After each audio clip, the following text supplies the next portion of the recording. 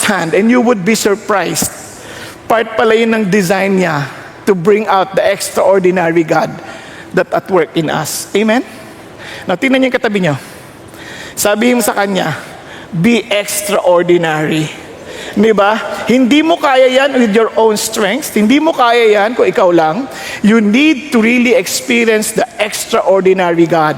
And naalala ko po, kung naalala niyo, si John the Baptist, ordinaryo lang ho yun, umagaw ng eksena. Tama? Ordinaryo lang ho yun pag ikaw yung John. Tapos everybody's congratulating you. Ordinaryo sa maraming tao to get the glory. But to John the Baptist, what have we learned?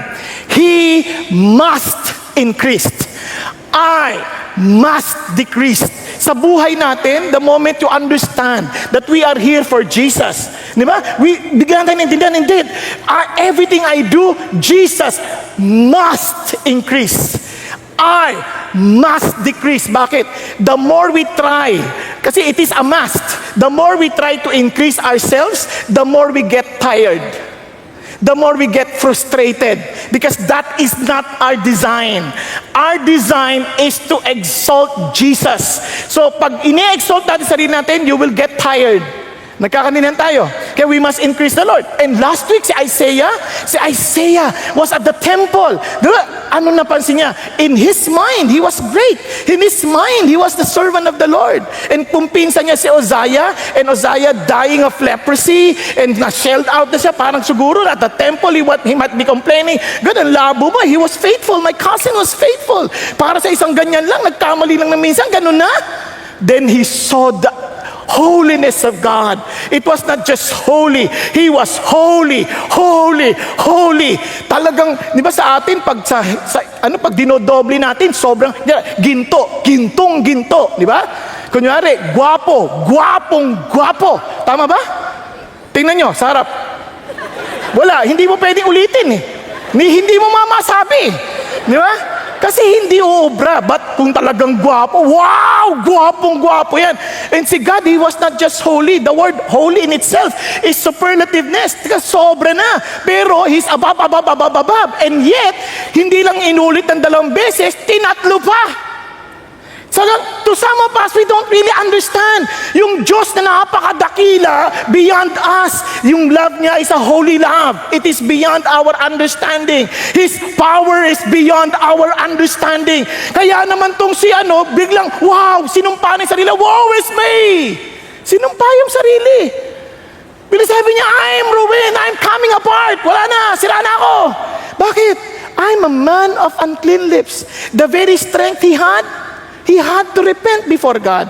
Yung akala mo, ang galing mo because you feel that everybody admires you with what you possess as in your strength, biglang wala rin pala sa Diyos yun. It's nothing, it's useless. It's parang, it will even destroy you if you're holding on to it. Di ba? Kaya ang sagot ng Diyos, wala yan. Kaya buti na lang ang Panginoon Diyos, sa Kanya, okay na, patay na ako, wala na. And yet the Lord took that, yung coal, diba? With a tongue. Kasi sobrang init hindi pa mahawakan ng anghel. O, nilagay sa bibig. Wala nang reklamo. Patay na kung patay. Kasi fire is a picture of judgment. Naalala niyo? Re-review ko lang bago kayo matulog. Hindi kasi, importante ito It's a picture of judgment. And yet, instead of him being consumed, instead of him being destroyed, pinatawad siya ng Diyos. Why? Kasi sabi ni Jesus, I will pay for that. I will pay for that. I will take all those judgment. Kaya naman, anong kanyang response? And everyone who understands the beauty of such grace, imposibleng hindi ka mag-volunteer sa Diyos. God was not talking to him. They were talking with each other, and sabi niya yan, whom shall we send? Who shall go before us? Who shall go before us? Ano sabi niya? Here I am, Lord. Send me. And you know that they understood the greatness of God. Alam bakit? Hindi niya na inisip yung, sige Lord, padala mo ako. Ano sabi sa kanya ng Lord? Teka muna, Isaiah, you will fail. When you speak, they will not listen to you. And even if they do, they will not understand. And ito pa ang papagawa ko sa'yo. They will see, but they will never perceive. Ano sasabi niya? You'll fail. Kung ikaw yun, bakit pa? Pero hindi ganun Ang nakita niya, Lord, Whatever it is. Ano sabi niya? How long? How long? Naintindihan natin. Kaya ho, dito nakita natin, wow, ang blessing natin sa Diyos. Ano naranasan natin when we come to God? As in, when we come to God with all humility. As in, we understand yung ating nothingness before the Lord. Ano maintindihan ninyo? Summary lang. Diba? We experience intimacy with the Lord. Parang, Lord, I all the more desire you. Kasi isipin mo, saan ka nakakita ng isang banal and yet loving? And sabi nga doon, you find rest for your soul. Come to me, those who labor and heavily laden, and I will give you rest. Learn from me, for I'm humble and meek. Diba? Sabi niya, and you will find rest for your soul. And God gives greater grace and brings revival in our spirit and in our heart. Now, sabi sa atin, parang dry na pagising sa umaga. Umaga na naman. Parang ano ba, meron ba akong magkatrabaho na naman? Lunes na naman bukas. Traffic na naman. Ayoko na. Pero once you understand, teka muna anak, you're not here just to work. You're here for me. Pagka mo, gigising umaga, Lord, I'll serve you. I love you because you first loved me. Kaya rested, revival, kaya may fruitfulness. Yun po, isang ano lang po yan, parang paalala lang for all of us. Now, ang ating pag-uusapan, pangatlong tao na. It's about Jonah. Jonah. Now, every time you read Jonah, sino nakakaalala? Jonah. Ano naaisip nyo kagad? Isda! Di ba? Inaisip nyo kagad, nilaw mo dyan na isda. Now, alam nyo itong si Jonah, amazing. Parang tayo. Tayong-tayo. Now, papaliwanag ko sa inyo. Sino sa inyo gusto nyo maging masigla sa buhay? Promise, maging masigla kayo. Yeah, good. Almost everybody wants to be energetic, di ba? Yung bang parang hindi tayo parang tatamad-tamad. Sa totoo lang, kawawa ang maraming tao kasi maraming tao hindi lang ma-enjoy ang buhay. Kaya nga, sa process na ito po yung part 2 natin, be broken and be blessed. Bakit magiging blessing to sa atin? Because what? It's a process. Wow. Parang tayo last week, sabi nyo, yes ako, Lord, gusto ko po, gawin nyo yung gusto nyo sa akin. Gawin nyo, di ba? Parang, pagdating ng Lunes, parang bagsak na naman, mali na naman, parang hindi na yata ako makakaranas ng blessing sa Diyos. Mukhang malabo na ata. Napakinggan nyo to. Huwag kang mag-alala. Dahan-dahan yan. Yung iba naman, grabe, kung naintindihan mo lang, Pastor Bong, ang hirap. Parang binibreak na ako ni God. Tuloy-tuloy, piray mo, may sakit daw ako. At parang ang duda, cancer. Huwag kang mag-alala, lalala pa yan. It's a process. Pastor, tinanggal ako sa trabaho. Ganun ba? Huwag kang mag-alala, kukunin pa bahay mo. Parang di naman nakakatuwa yung biro mo, Pastor. Kasi po, proseso yan Pero hindi ko sinasabi na madali. Ang sinasabi ko lang ganito, if you're broken, talagang sinasabi sa God, hindi ko to kaya, pero tulungan mo ako. Nagkakaintindihan? Hindi ka pareho ni Peter. Hanggang sa kamatayan, susunod ako. Ano sabi ni Lord? 3 times you will deny me. But amazing kay God, alam sabi niya, you know Peter, Satan asked permission to sift you like wheat. But I prayed for you that your faith will not fail. Di ba amazing si God? Ito isang bagay na huwag niyo kakalimutan. Jesus is interceding for us that you would not fail. If you belong to Him, I'm praying for you that you would not fail. But when you get back, strengthen your brothers. Okay, Ben? Nagkakaintindihan?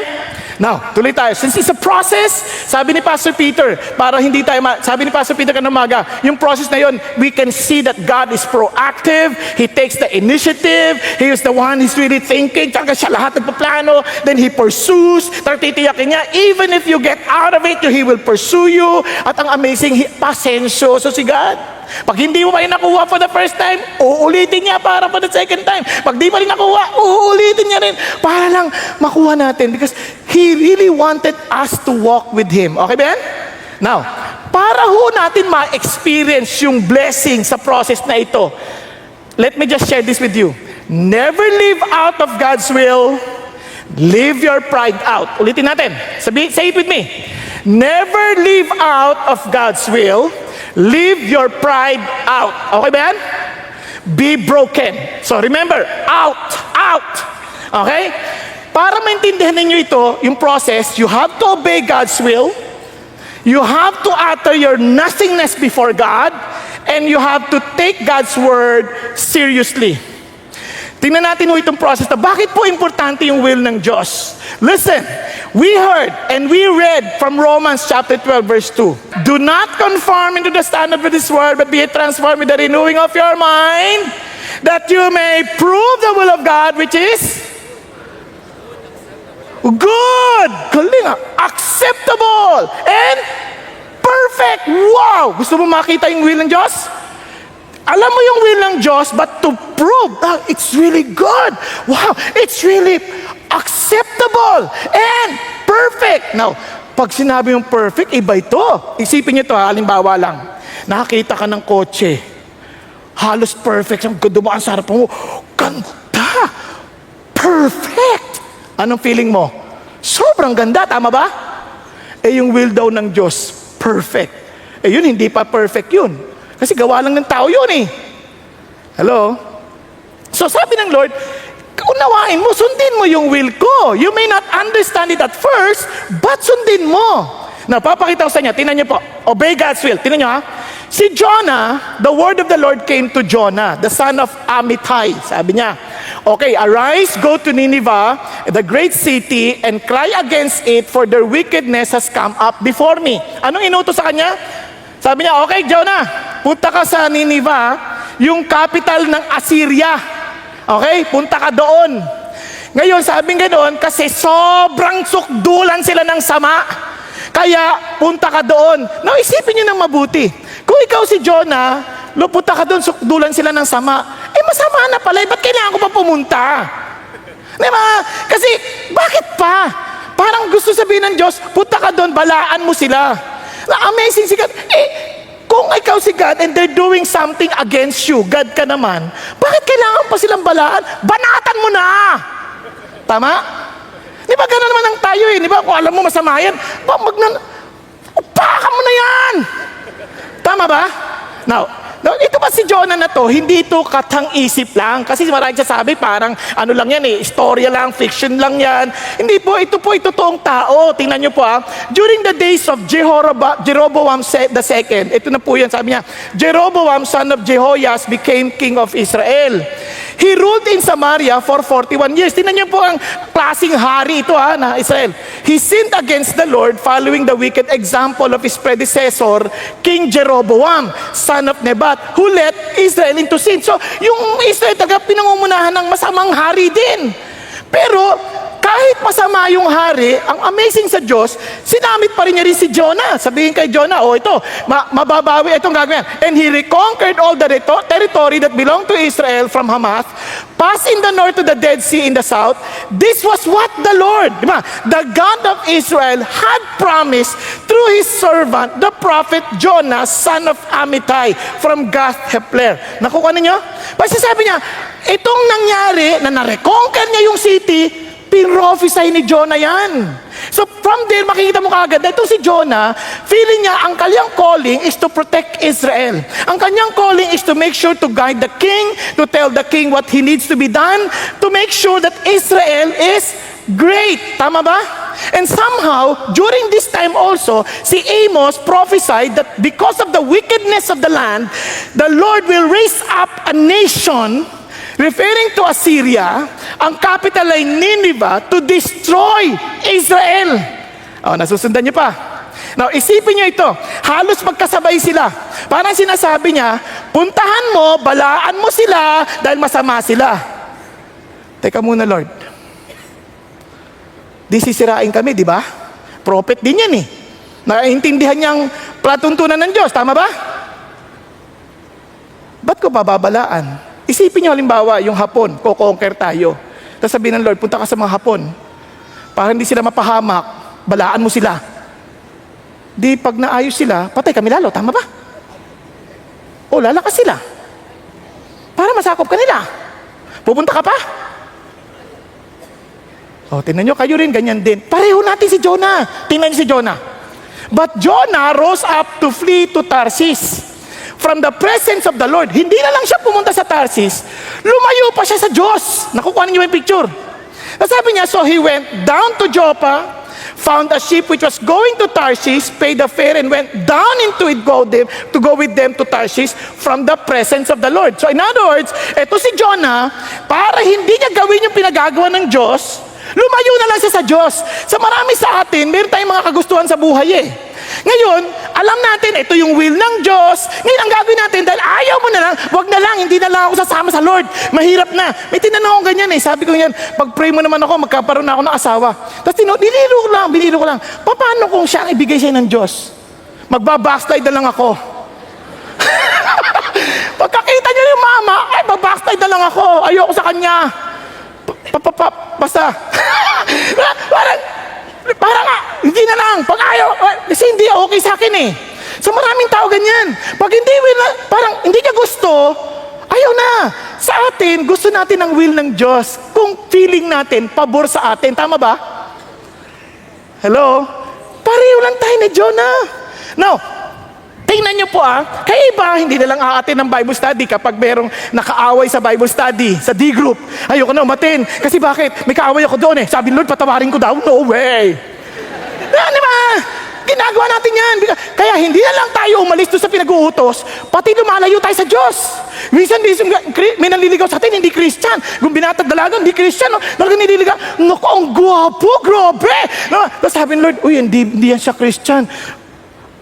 Magbabackslide na lang. Hindi na ako atin ng D-group kasi rebuke nila ako. Hindi na ako atin ng service kasi yung mag-preach yung pastor, tatamaan ako. Di ba? Hindi na lang. Ayoko na. Maraming ganyan. Tingnan niyo po, ang masama. Ang ganda ng pagkakadi ni Pastor Peter dito kanina eh. He went down. Sabi niya, you're not going up. You're coming down. Akala mo lang okay ka kasi parang wow, okay ako. Pero babagsak ka eh. Ayaw ni God yun. Kaya tingnan niyo, para maintindihan niyo sa mapa. Andito siya sa Israel. Saan siya pupunta? Sa Nineveh, tama ba? Ngayon, sa halip na, ang lapit lang pumunta sa Joppa, pumunta ng Tarsis. Ang layo. Tingnan niyo, papunta siya doon, ang layo. Nakakatawa.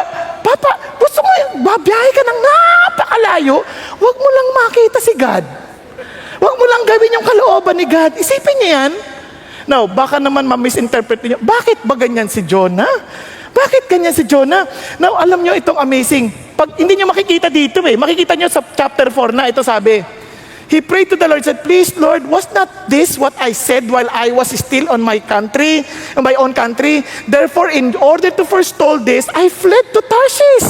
For I knew that you are gracious and compassionate God, is slow to anger and abundant in loving kindness, and one who relents concerning calamity.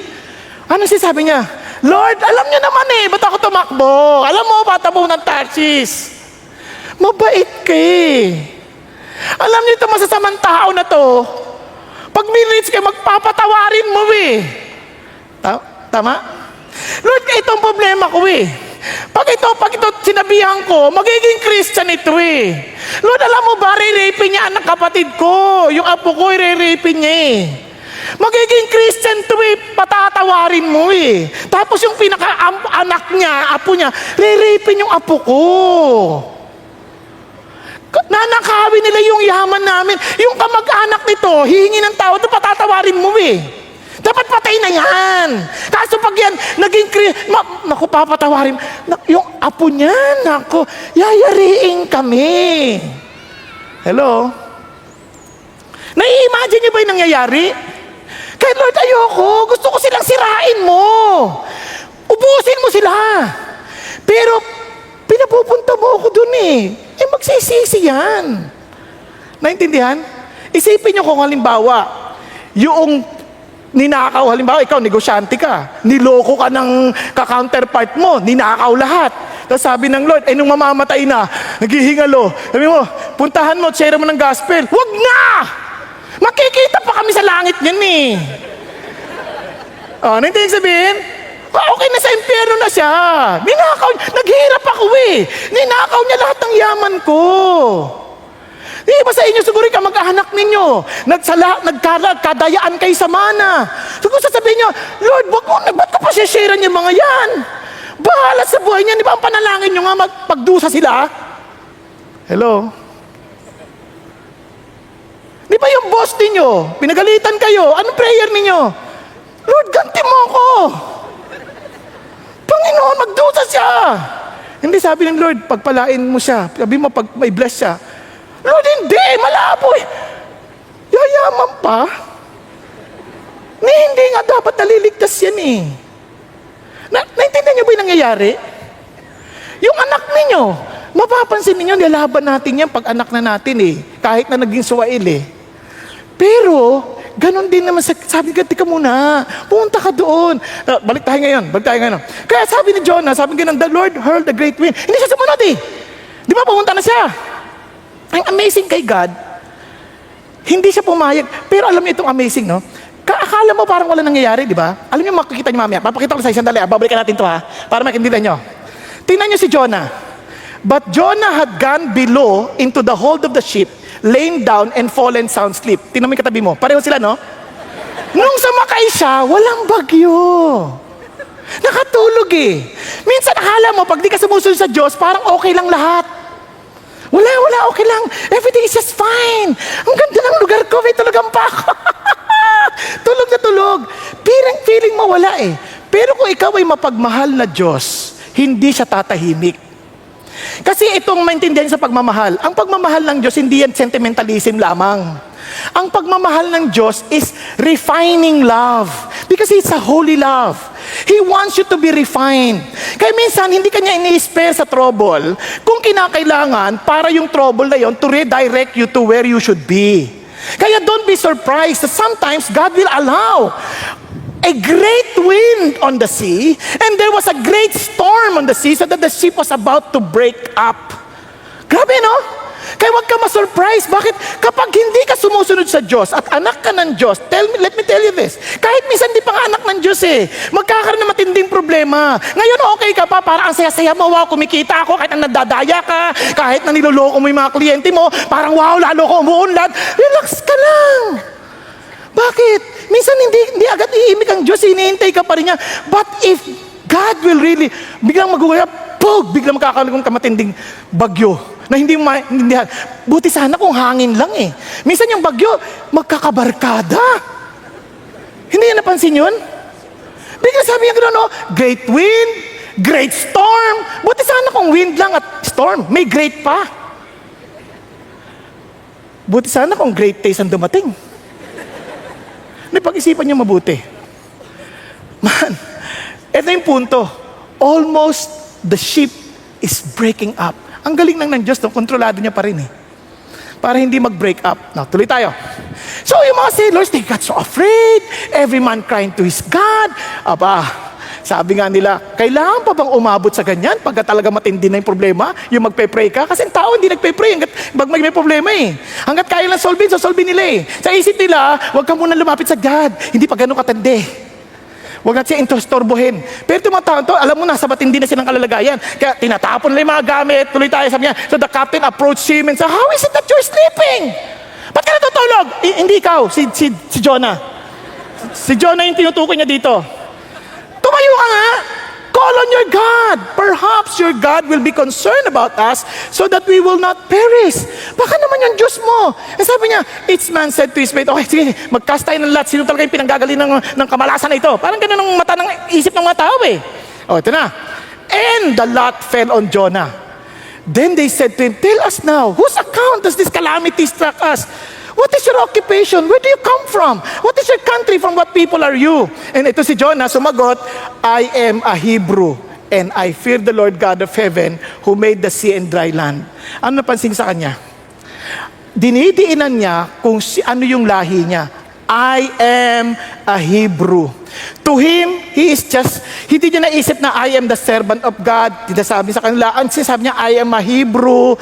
Makikita niya parang, alam niyo ba, parang, oy, sharean mo nga yung puti na yan. Pinoy ako. Wag na. Yaman mo yung mga puti na yan. Hindi. Kausapin mo. Hindi. Pinoy ako. Hello? Okay, minsan ganun tayo. Lalo tayo sa Pilipinas, ha? O, ano yan? Kapampangan. Sharean mo. Ilocano to. Kapampangan. O, yung mga Bisaya naman. O, taga Bulacan. Sharean mo. Wag na, mga Tagalog, never. Hello? Kasi nga bakit? Minsan inuuna natin mga lahi-lahi ba, ganyan. Di ba? Kaya nga ang Pinoy, mahilig sa ganyan, yung grupo-grupo. Ilocano, di ba? Kapampangan, ganyan. Ito, Hebrew. Hello? Kaya ito na. Hindi niya man lang naisip, teka, ako'y taga sa Panginoon. Now listen. Then the men came extremely frightened. They said to him, how could you do this? Now listen to this. Because he had told them what? Yung kanyang totoong pagkatao. He frightened and said to him, how could you do this? For the men knew that he was fleeing from the presence of the Lord. Itong mga tao, walang kinalaman. Paano mo nagawa yun? Kung si God, ay God, bakit ka tumatakbo sa Kanya? Christian ka? Bakit reklamador ka? Paano mo nagawa yun? Reklamo ka ng reklamo. Christian ka? Tapos, sinusuway mo magulang mo? Paano mo ginawa yun? Paano mo nagagawa yun? Christian ka? Tapos hindi mo ginagawa yung best mo para sa Diyos? Paano mo nagagawa yun? Paano mo nagawa yun? Nakuha niyo? Christian ka? Ba't ka nang bababae? Paano mo nagawa yun? Nakukuha niyo ba yun? Hello? Tapos, pag nagwa-worship ka, natutulog. Paano mo ginagawa yun? Hindi ko sa pang-insulto, ay iba may sakit. Pero kung sakali mang wala, paano mo nagagawa yun? Na parang alam mo, you're doing this for God of the heavens and the earth. Paano mo nagawa yun? Paano ka nakakapagsinungaling? Paano mo nabobola yung maraming tao? Paano mo nadadaya ang mga taong to and yet you claim to belong to God? Pag-isipan nyo, we call ourselves the only Christian country in the Far East. Paano natin nagagawa yun? Kaya nakakagulat eh. Kaya tad na tayo ng bagyo, wala pa rin tayong pagbabago. Bakit? Paano ninyo nagawa yun? Paano natin ginagawa yun? We claim to be Christians, follower of God, follower of Jesus Christ, the righteous God, and yet look at our lives. Look at how we behave when we drive at the parking lot, whenever we sit, whenever we come here together, even when we disrespect the ushers, everybody. How could we do that? And yet we claim to be Christians. Di ba nakakalungkot? Paano mo nagawang nasisiraan ng kapatid mo? Paano mo nagawang, sinasabi mo sa kapatid mo na ang sama, ganito siya, hindi ka naman concerned. Paano mo nagawa yun? Again, hindi kayo to ha. Si Jonah to eh. Paano natin nagagawa yun? Yun ang tanong niya eh. Sabi ko, kahit ako na binabasa ko, pogo nga no. Paano ko nagagawa yun? If I truly understand the God I'm serving. Now, tuloy tayo. So they said to him, what should we do to the sea may become calm for us? And the sea was becoming increasingly stormy. Hindi mo napansin, lalong palala yung sitwasyon. Ang sabi niya, he said to them, pick me up, throw me into the sea. Then the sea will become calm for you. For I know that on account of me, this great storm has come upon you. Now look at this. However, the men rowed desperately. Ayaw siyang patayin. Sabi niya, to return to land, but they could not, for the sea was becoming even stormier against them. Lalo pang lumalala. Lalong lumalala yung sitwasyon. Sabi ng mga Christian, I will take full responsibility. Listen to this. Hindi ba nakita lumalala ang sitwasyon natin sa bansa? And do you think it's a problem of the president? It's the people of God. If my people will humble themselves, if my people will turn away from their wicked ways, if my people, tayo yun. Kasi sabi niya, okay, we'll take full responsibility. Unless we take that full responsibility, the storm will get stronger. Are you following? Sa bahay, you're the Christians, palala yung problema. Listen, don't expect the rest of the family to change. You be changed. Kaya we need to take full responsibility. Let's continue. Then they called on the Lord and said, we earnestly pray, O Lord. Kasi ayaw naman lang pumatay eh. Ayaw din naman ni Jonah magpakamatay. Na siya na lang ang tumalon. Bakit? Alam niya masama eh. And sabi niya gano'n, and let us perish on account of this man's life. Do not put innocent blood on us. For you, O Lord, have done as you have pleased, Lord. Lord, alam niyo naman, gagawin namin to hindi dahil sa kung anumang bagay, ha? Ang sabi ng Lord, so they picked up Jonah, threw him into the sea, and the sea stopped its raging. Wow! Wow! Talagang tumahimik. Yung itong Christian, tinapon na, poof! Yan na, tumahimik na. Now, tingnan niyo po ano nangyari sa bunod? Then the men feared the Lord greatly and they offered a sacrifice to the Lord and made vows. Ano napansin niyo? Itong tao na to si Jonah, sumusuway sa Diyos, nadadamay ibang tao, hindi lang siya. Tama ba? Tama ba? Now, itong amazing sa Diyos. Kahit ang palpak nitong si Jonah, nung tinapon na, taking full responsibility, ano nangyari sa munod? Nagbago pati yung mga tao, they began to fear what? The Lord. Diba? Yahweh. Na talagang the revealed name of God. Sabi nga, and the Lord talagang sacrifice to the Lord. Amazing, no? Ano pansin nyo? Minsan, hindi naman tayo perfect. Maniwala kayo sa bahay, hindi tayo perfect. Pero wag na tayong magkunwari. Pag may problema, tayo na unang magpakumbaba, mga Christians. Sa opisina, tayo na unang magpakumbaba. Minsan tayo pa yung unang nag-e-excuse kasi, hindi ko magagawa yan, Christian ako. Hello? Tayo na alam yung mga problema natin. Una, pinagpe-pray ba natin opisina natin? Pinagpe-pray ba natin pamilya natin? Tayo yung mga Christians na, yung ayos sa pamilya, pinagpe-pray natin. Di ba? Minsan yung mga babae, reklamo, asawa ko ng babae. Pinagluluto mo ba siya? Pinagpe-pray mo siya? Ano ba siya ng babae? Pagdating niya ba, ma-excite siya na umuwi dahil may isang Christian na babaeng nandun sa bahay. Yung mga anak, ganun din, excited. Balikan natin, yung lalaki naman. Ay, asawa ko, bungangera. Na, kung Christian ka, pinagpe-pray mo ba yung bunganga niya, magsara? Lord, sarado mo na, please. Now, paano gagawin mo? Diba? Lord, turuan mo ako sa mga desisyon ko para sa gayon, yung desisyon ko hindi po magdulot ng masamang bibig, diba? Sa asawa ko. Turuan mo rin ako paano ako kikilos. Pinagpe-pray natin yun eh. Nakuha ninyo? And you will be surprised on how God will work. Are you following? Hello? Kaya pag nagkakagulo kahit sa bahay namin, ang unang ko tiyata sa sarili ko, saan ako nagkamali? Saan ako nagkamali, Lord? Turuan mo ako. Turuan mo ako. Para maayos ko na. Para hindi na lumala yung sitwasyon. Turuan mo ako paano ko gagawin to, paano ko gagawin to, paano gagawin to, paano gagawin to. Nagkakaintindihan? Tingnan nyo, magugulat sila eh. Pag nakita nila yung, di ba, kalimbawa lang, meron isang, eto nakakatawa, may isang pastor eh. Sumingit sa pila, manonood ng sine. Tapos yung anak niya, below sa age, PG-13. Anak niya, 12 lang. Pinasok niya. Ang sabi niya, 13 yan.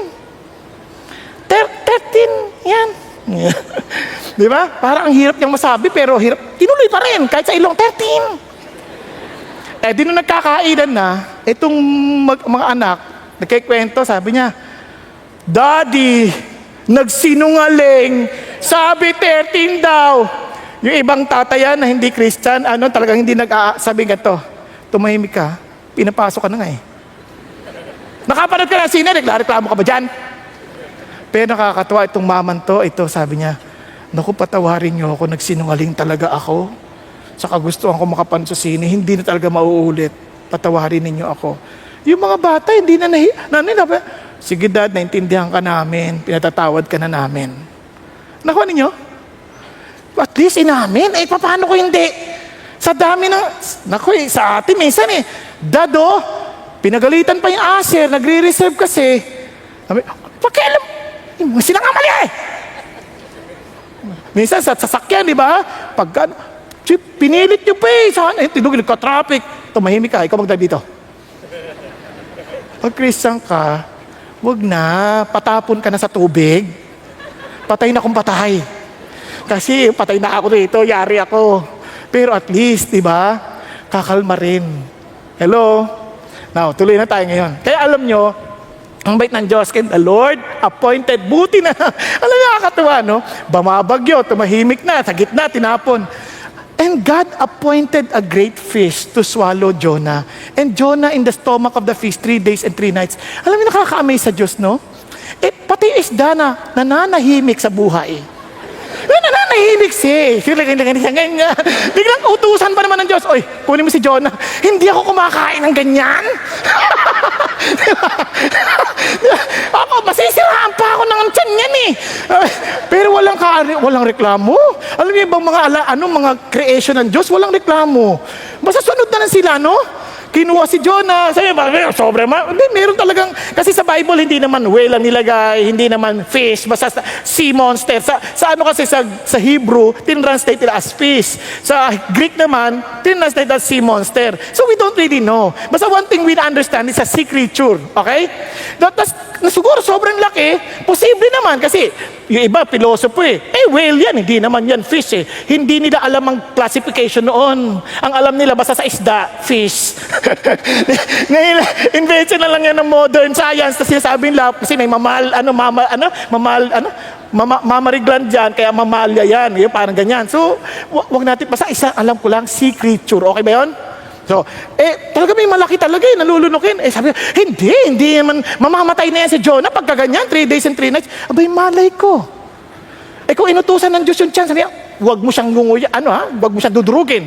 Sabi niya, patay! Hindi siya hindi ko alam paano gagawin. Basta ang alam ko lang, inutusan ng God yan, appointed the great fish. Nakuha ninyo? So, they were just obeying the Lord. Now, ito na. Kapag dumating na sa ganun, eto na, sabihin mo na sa Diyos, talagang tumawag ka na. Nasabing ganun, then Jonah prayed to the Lord his God from the stomach of the fish. And he said, I called of my distress to the Lord, and He answered me. I cried for help from the depth of Sheol. You heard my voice. Itong malaking problema ng maraming tao. When they are in the storm, when they were in the belly of the fish, at the belly of the problem that they are in, listen to this. Minsan nagre-reklamo pa sila sa Diyos. Minsan, ang labo naman ninyo agad Kayo naman lahat nagre-reklamo pa. Ako pa, yung masasama, bakit hindi sila? Ba't ako may cancer? Bakit hindi yung masasama? Ako mabait ako sumusunod ako sa'yo. Lord, kung sakali man gumaway ako, mas maraming sinusuway ng kapitbahay namin.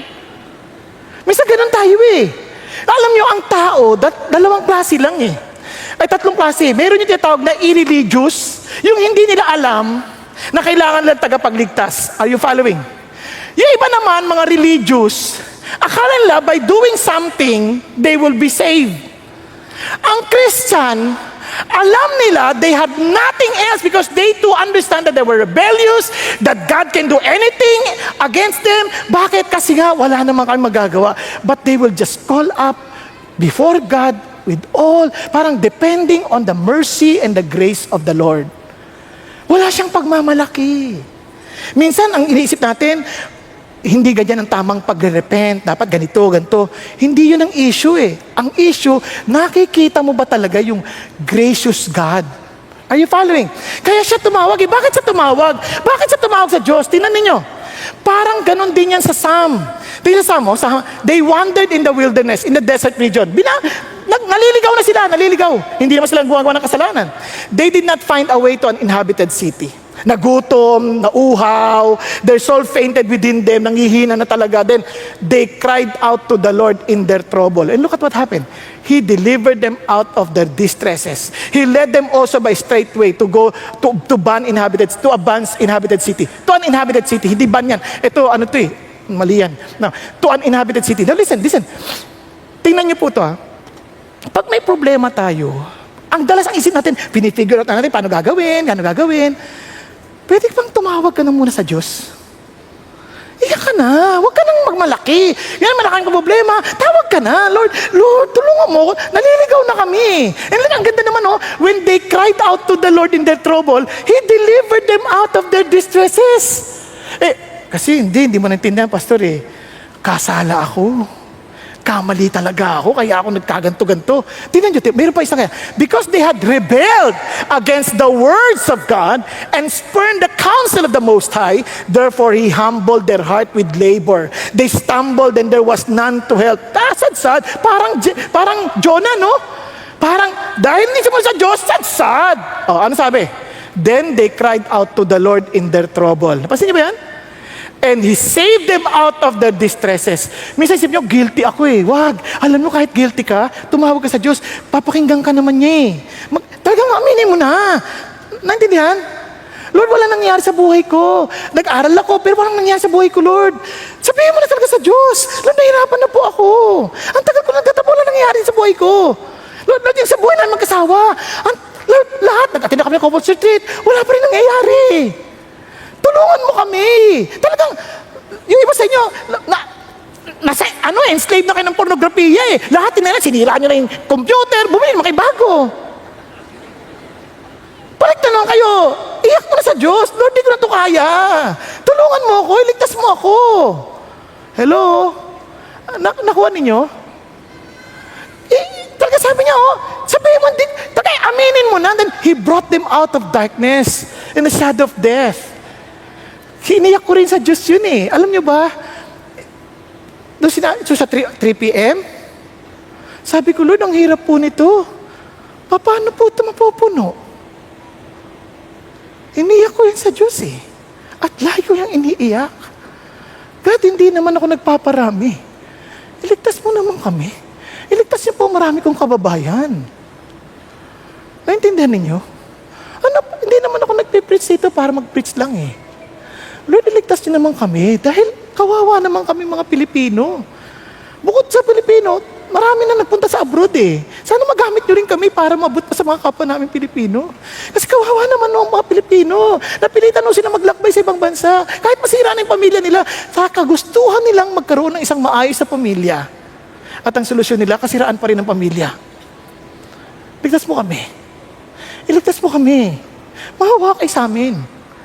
Iniiyak mo yan eh. Nakuha natin? Kung ano man yung pinagdadaanan ninyo, sabihin niyo sa Diyos, Lord, yung anak ko ang suwail eh. Tulungan niyo ako. Di ba? Lord, baon na ako sa kalungkutan. Iligtas mo ako rito. Tawag mo sa Diyos.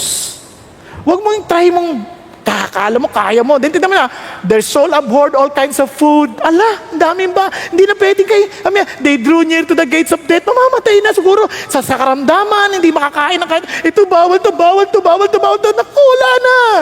Then they cried out to the Lord in their trouble. Look at this. He saved them out of their distresses. He sent His word and healed them and delivered them from their destructions.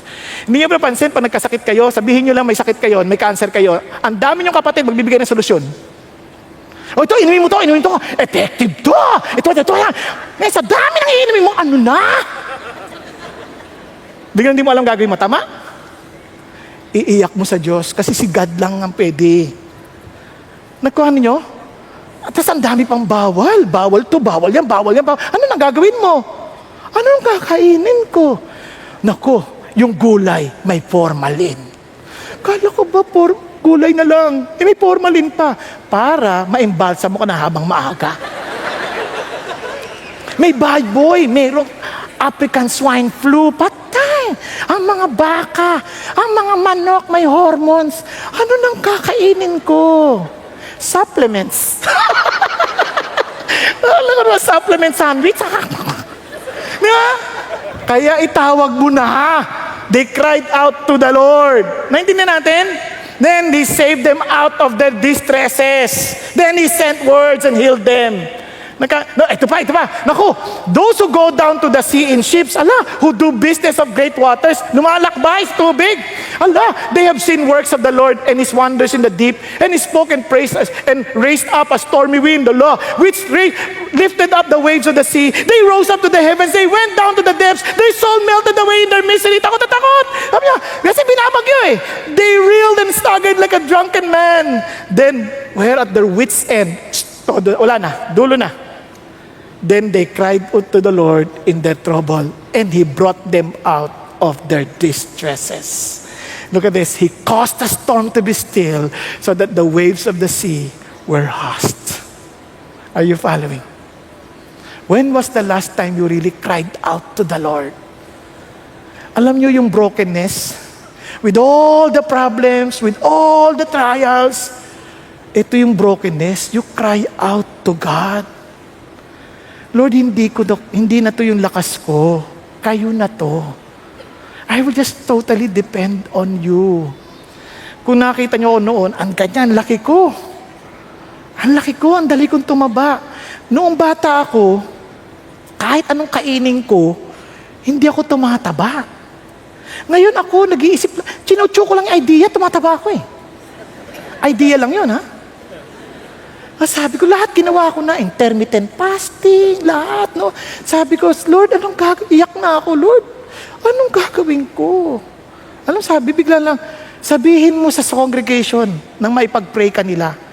No, sa St. Francis yan eh. Sinabi ko, bigla may lumapit na doktor. Alam mo, hindi ka papayat hanggat di mo nakita ang problema mo. Ano pong problema ko? Tiningnan, meron pala akong hypothyroidism. Kinamot. Hanggang ngayon, ginagamot. Pero alam nyo, saka imimpis konti. Tapos lalaki ulit ko, impis konti. Lalaki ulit konti. At least, di ba? Pag kumain ako ng higit na 2 beses sa isang araw, ganun na. Kaya kung kumain ako 2 beses lang, madalas ka, 1 na lang eh. Now, tingnan niyo to si Jonah, nakakatawa, di ba? He cried to the Lord. Tingnan mo si Jonah. So I said, I've been expelled from your sight. Anong expelled? Ikaw naman dyan ang lumayo kay God eh. Napansin niyo ba yun? But this is something wonderful. Nevertheless, I will look again toward your holy temple. Here is the beauty of it all. Yes, we may have gone away from God, but listen. Sabi niya, I gaze again towards the holy temple. Bakit? Ano doon? Anong meron doon? Remember the temple? The meeting place with God where there would be sacrifices of blood and animals so that our sin would be forgiven. Remember? And remember also that in the future, it would be fulfilled by the very life of Jesus Christ, the Lamb of God who will take away the sins of the world. Wow! He was looking forward to, and was looking towards that direction saying, yes, I know I would be forgiven not because I'm crying out before you. I would be forgiven because of Jesus who would die for my sin. Yun ang grace ng Diyos. Kaya, biglang, wow, yun ang pag-asa natin. Tingnan nyo. Water encompassed me to the point of death. The great deep engulfed me. Weeds are wrapped around my head. Grabe, lahat ng pagkinain ng isda nandoon din. Sabi niya, I descended to the roots of the mountain. The earth with its bars was around me forever. You have brought up my life from the pit. Ando pa siya sa tiyan, ha? Pero he was already looking forward na nalatanggal na siya sa pit. Nandiyan nyo? Yun lang ma-realize mo nagkasala ka. Yun lang ma-realize mo kailangan mo si Jesus. Yung kailangan mo si God. Yun lang ma-realize mo na wala nang ibang solusyon si God. Wow! At ma-realize mo si Jesus ang sagot. Ayos ka na. Nakuha ninyo? Yun ang sabi, kaya, tinan nyo, you brought past tense brought from the pit, oh Lord my God. Di ba? Paano na siya present perfect Tapos sabi gano'n, while I was fainting away, hinang-hina na ako. Lagala na, mahimatay na ako. I remembered the Lord, and my prayer came to you into your holy temple. Ano pansin nyo? Past tense, no? And my prayer came to you. What an assurance. Thanking the Lord. It is finished. Yun ang sinasabi ni Jesus, it is finished. Tapos na ito. Tapos na boxing. Yun ang titingnan mo. Kasi sa lahat ng mga nangyayari sa atin, Lord, thank you. Si Jesus ang titingnan ko. Kahit anong bagyo rito, yun si Jesus. Greater than the temple. The very sacrificial lamb on the temple. The very blood that was shed on Calvary. The new covenant in Jesus, with God. Amen? Yun ang ating pag-asa. Look at this. Those who regard vain idols forsake their faithfulness, but I will sacrifice to you with the voice of thanksgiving, that which I have vowed I will pay. Listen. Salvation is from the Lord. Kanino ang kaligtasan? Sa Lord. Wala sa hawak-hawak mong Diyos-Diyosan. Wala sa pagiging membro mo sa CCF. Kay Lord. Dito sa CCF, nagtutulungan lang tayo lumago kay Lord. Nagkakadinihan? Hindi yung hindi yung mga pinaglalaban mong teolohiya, hindi. Si Lord. I'm not saying masama ang theology. No, you study theology, but si Lord. Hindi, kasi follower ako ni Calvin, o follower ako ni Arminius. Hindi yun. Si Lord. Salvation comes from the Lord. Save na ako. Nag-attend ako kay Pastor Bong. Hindi. Wala kang mapapala sa akin. Si Lord lang ang pwedeng magligtas sa ating lahat. Naintindihan? Hindi ang isang grupo na, ito gawin natin para maligtas ka. Ito gawin natin para maligtas ka. Hindi. Si Lord, ginawa niya na lahat.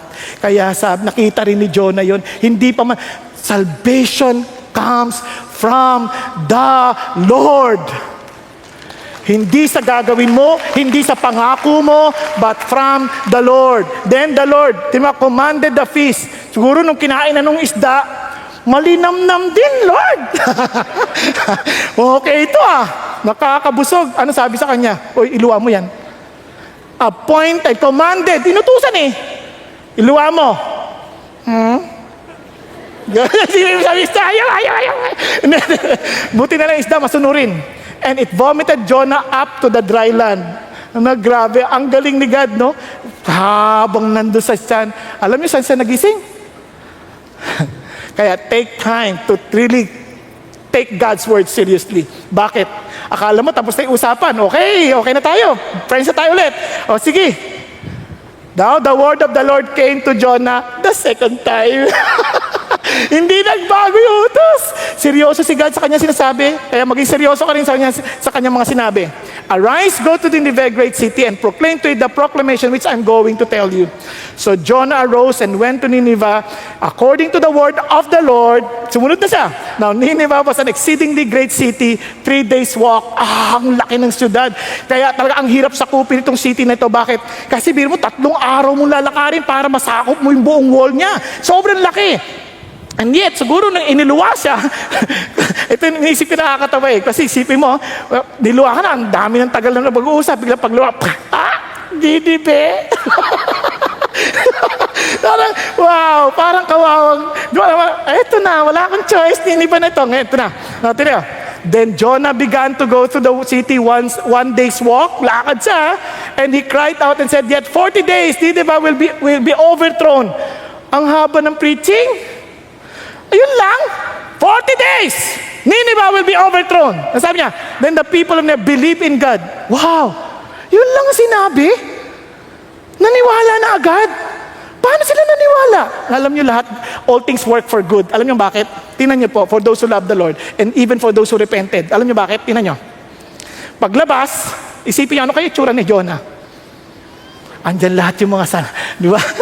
Harang iba na kulay niya dahil siyempre mga citric acid dyan mga juices yan, siguro ang puti niya. Di ba? Itong mga Assyrian na to, medyo superstitious to Nagsamasamba rin to sa mga Diyos-Diyosan ng dagat Kaya paglabas sa gayon, parang eto siya, puting-puti. Tapos siguro may nakakita siguro, galing sa isdayon. So sinundan. Kasi para magsalita siya ng gano'n Tapos diretso siya sa city. Pagsasabi niya, 40 days! Tapos kayo! Walang preaching na malinaw, no? Pero wala natulog, Ako, haba-haba ko na sinasabi ko, tinutulugan lang ako Ang sarap sana pa nag-preach ko, 40 days! You're dead!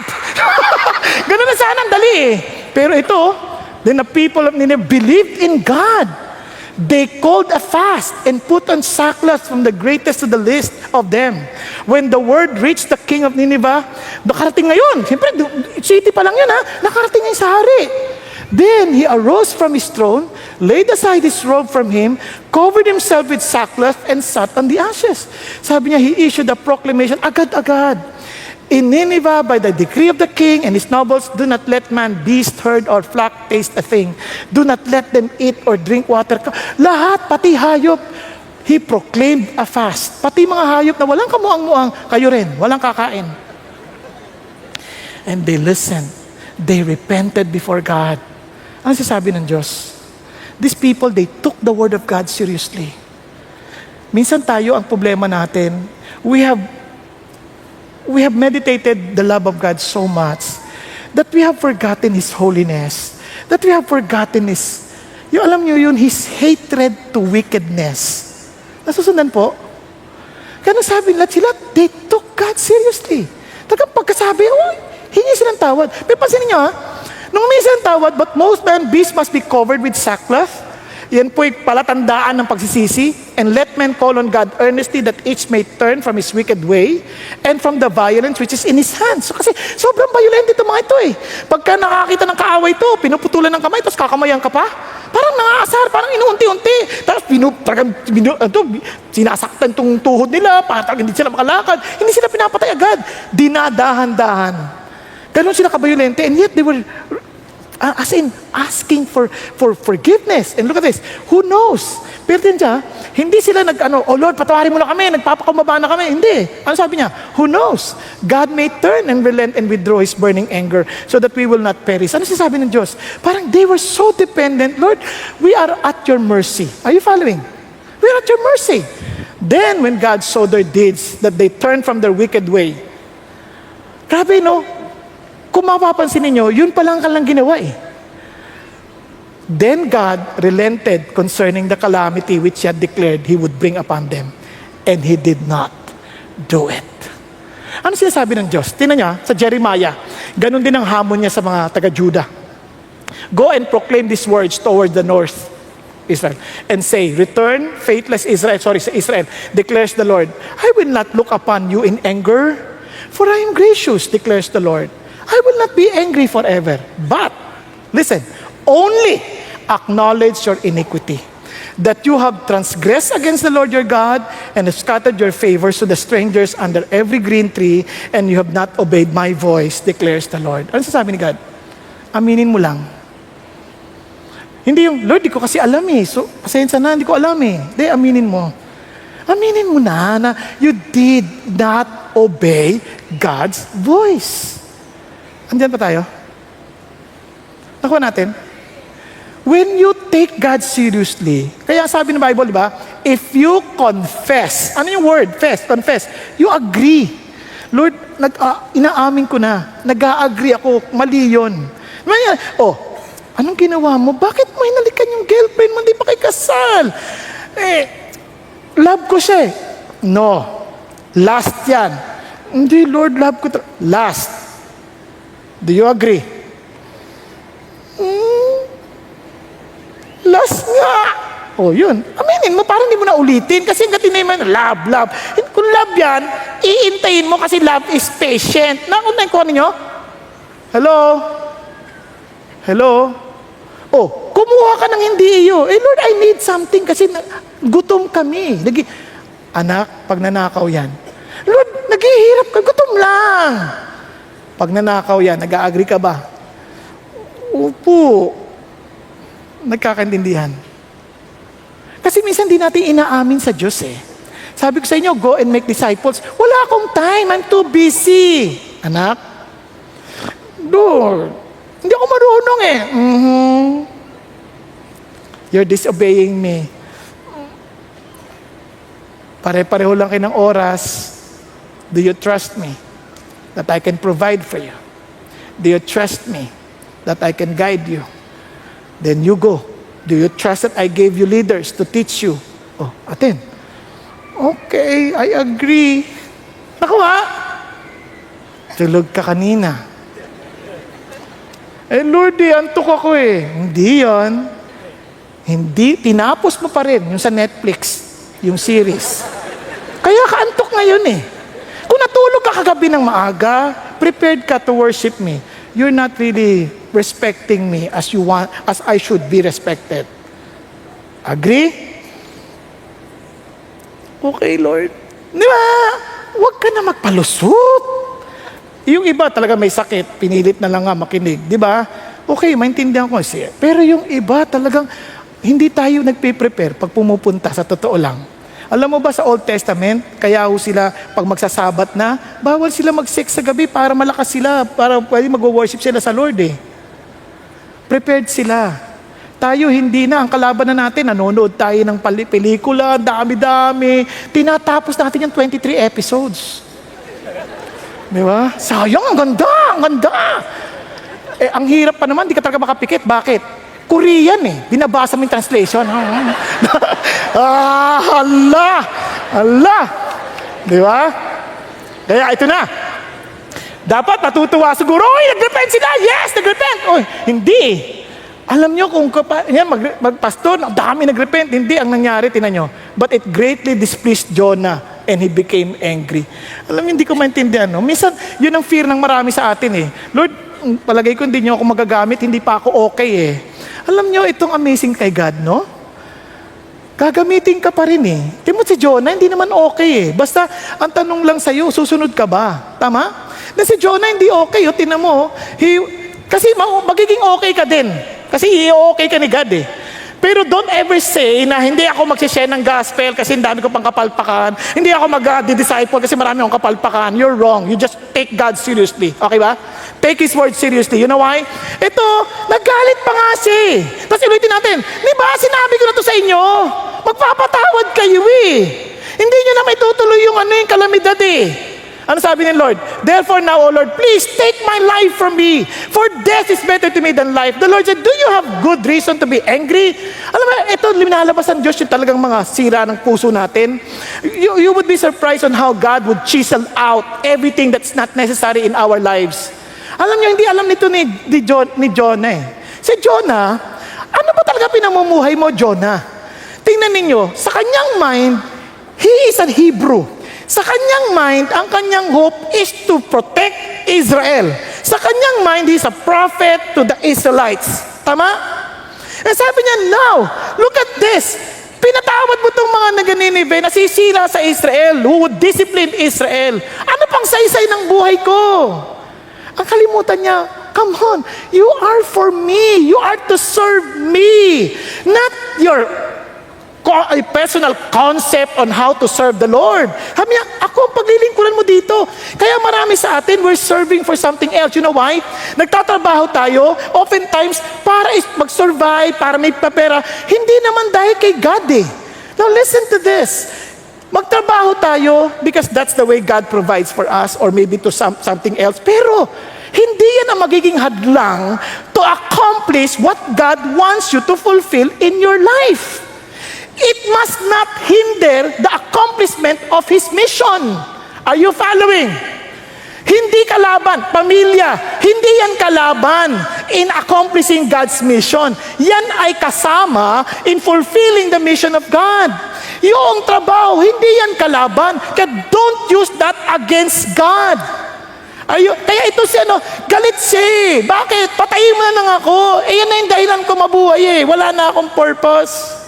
Sabi ni God, bakit nagkakamali ka? Tinan mo. Then Jonah went out from the city. Alis na siya. Then they made a shelter for himself, sat under the shade until he could see what would happen in the city. Pinanonood niya pa, umaasa pa rin siya masisira yung city. Umaasa pa rin siya that the Lord will destroy the whole city. Then the Lord God appointed the plant. Sino nag-appoint? Si God. Pinalagyan siya ng lilim. Isipin niyo sa wilderness, sa Middle East, init-init. Nakakita ka ng lilim, wow, ang sarap. Dagan na buhay. Then Jonah to be a shade over his head to deliver him from his discomfort. Yeah. Si Lord pa nag-isip. And Jonah was extremely happy about the plant. Saya niya that God appointed a worm when dawn came to the next day. And it attacked the plant and it withered. When the sun came up, God appointed a scorching east wind. And the sun beat down on Jonah's head so that he became faint and begged with all his life saying, death is better to me than life. Wala nang dahilan. I could not even have comfort. Patayin niyo na ako. And sabi niya, then God said to Jonah, do you have a good reason to be angry about the plant? And he said, I have good reason to be angry even to death. Sobrang galit, no? Sabi niya, hindi lang plant. Ayoko na! Sabi niya, then the Lord said, you had compassion on the plant for which you did not work and which you did not cause to grow, which came up overnight and perished overnight. Should not I have compassion on Nineveh, the great city, in which there are more than 120,000 persons who do not know the difference between the right and left hand, as well as many animals. Wow, ano sasabi ng Diyos? Naawa ako sa kanila. Kung ikaw hindi mo na sila nakikita, I'm telling you now. Alam niyo kung bakit? Alam niyo bakit pinakita ito ng Diyos matagal pa? Unoon pa man. Pero alam niyo bang may dahilan ng Diyos? I'll explain in a short while. Huwag kayo magmamadali. Ito lang. Sabi ng Lord, then the scribes and the Pharisees said to him, Teacher, I want to see a sign from you. But he answered, said to them, an evil and adulterous generation craves for a sign, and yet no sign will be given to it, but the sign of Jonah the prophet. Pansin niyo ba? Ano sinasabi ni Jesus? Hingi kayo ng sign, I'm telling you, this is the sign that you're looking for. Just as Jonah was 3 days and 3 nights in the belly of the sea monster, so will the Son of Man be there 3 days and 3 nights in the heart of the earth. What are you looking for? Sabi niya, you've been thinking, you've been meditating about the Old Testament, but you have forgotten one thing. Just as Jonah was in the belly of the fish, I would be buried 3 days. And sabi niya, itong mangyari, and the men of Nineveh will stand on this generation of judgment and will condemn it because they repented at the preaching of Jonah. Then, kagagaling doon sa isda, kinig sila kay Jonah. But when I rise again from the dead, I'm telling you, something greater than Jonah is here. What the Lord is saying is this. Here is the gospel. I will die, but I will rise up again from the dead. But buti pa sila, kita na si Jonah from the fish, nakinig sila. But to so many of us, alam na natin that Jesus rose again from the dead, but we still do not listen to Him. There is no other way for a man to be saved but through Jesus Christ. Look at this. Tingnan nyo, balikan natin. Here is the gospel, brethren, by which you also are saved. If you hold fast the word which I preach to you, unless you believe in vain. For I delivered to you as of first importance what I also received, that Christ died for our sins according to the Scriptures, and He was buried, and He was raised on the third day according to the Scriptures. Ano sasabi niya? Ito yung gospel. Si Jesus namatay, nanlibing, at nabuhay magmuli ayon sa kasulatan. Now, bakit importante yan? Tingnan niyo po. Ito sabi niya, but by the grace of God, I am what I am. His grace toward me did not prove vain, but I labored even more than all of them. Yet not I, but the grace of God with me. Ano yung grace na to? For if the dead are not raised, not even Christ has been raised. And if Christ has not been raised, your faith is worthless. And you are still in your sins. Ano sasabi ng Diyos? You're looking for a sign. Minsan ko sabi, Lord, totoo ka ba? Gawin mo to. Simple lang. Huwag mo nang tanungin yun. Nabuhay siya magmuli. Kung di siya na mabuhay magmuli, wag na kayo mag-aksaya pumunta rito. Wag na kayo mag-aksaya, basahin ang salita ng Diyos. Wala kang kwenta. But because He rose again from the dead, you better take His word seriously. Are you following? Kasi totoo siya eh. Kaya when He said to His disciples, go and make disciples of all nations, you better take that word seriously because there is no other hope for a man to be saved but only through Jesus Christ. Now, let me just encourage you before I end. Isipin niyo to, sabi ng Lord. Si Jonah, he was not willing to preach the gospel to the Ninevites dahil masama silang tao eh. Pero God is saying, this message is not only for you, the Jewish people, but also for the world. Even to the worst kind of person. Minsan, ayoko share itong gospel ito sa ibang tao kasi masama sila eh. Hindi. Kahit ano pang sama nila, I care for these people. Kasi sabi ng Bible, God demonstrated His own love for us in this. While we were still sinners, Christ died for us. Listen, for if while we were God's enemies, ano ka daw? Ano daw tayo? Ay, kaaway ng Diyos. Naintindihan niyo ba ibig sabihin ng kaaway ng Diyos? Through the death of His Son, we were reconciled to Him through the death of His Son. How much more, having been reconciled, shall we be saved through His life? Now, naintindihan niyo kung bakit ang mga Christians noon, nung binasa na inaral natin ng Acts, hindi sila takot mamatay. Bakit? Dahil alam nila, they belong to Jesus, they do not belong to this world, and they are witnesses to tell the world, we found the solution to our predicament. We found the solution for our sins. We found life. It's in Jesus. Alam niyo po, ito ang blessing. Kaya minsan binibreak tayo ng Diyos. He wants to remind us, listen, of His grace. Minsan kasi nakakalimutan natin na we're saved because of God's goodness. Kaya minsan pag nagpe-pray tayo, bilang tayo ng na-accomplish natin instead of trusting Jesus Christ. Kaya nga in Jesus' name reminding ourselves that we're standing for Jesus. Are you with His righteousness? Are you following?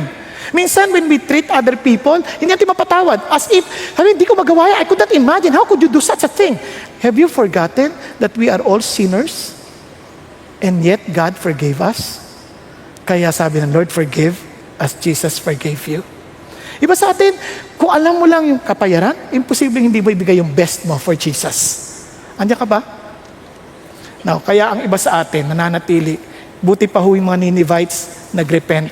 Pero iba sa atin, we continued living a life against God's will. Now listen, sinong sinasaktan mo? Sarili mo. Because storms will come. But if you don't listen to the storm, I'm telling you, it will become stormier. It will become stronger. It will become more unmanageable. But you know what? God is waiting for you to come before Him. To really utter your nothingness before God in total dependence on Jesus alone. Tayo pong lahat ay yumuko at pumikit sandali. Mga kapatid, hindi kita kilala. Una, kung may inaasahan ka bang ibang paraan para maligtas at hindi si Jesus, I'm telling you, lalong lalala yung bagyo ng buhay mo. But Jesus Christ wants to save you. Na minsan ang dami mong problema because it's just a natural consequence of every evil action we do. Bakit? Because you will always reap what you have sown. But God is very much willing to save you from that. He gave His only Son, Jesus Christ. Kaya kapatid ko, ikaw yung kinakausap ng Diyos. To repent before Him. To acknowledge that there is no other way for you to be saved. At kundi si Jesus lang, aminin mo sa Kanya. Kaya minsan pagod na pagod ka, trying your best to do this, to do that, para lang maging katanggap-tanggap kay God. I'm telling you, it's only through Jesus. It's not your religiosity. Iba sa inyo, maaring you think, I don't need salvation because you don't feel a need for God. Ang tawag diyan, ma-ireligious sa tao. But I'm telling you, it is a great blessing to realize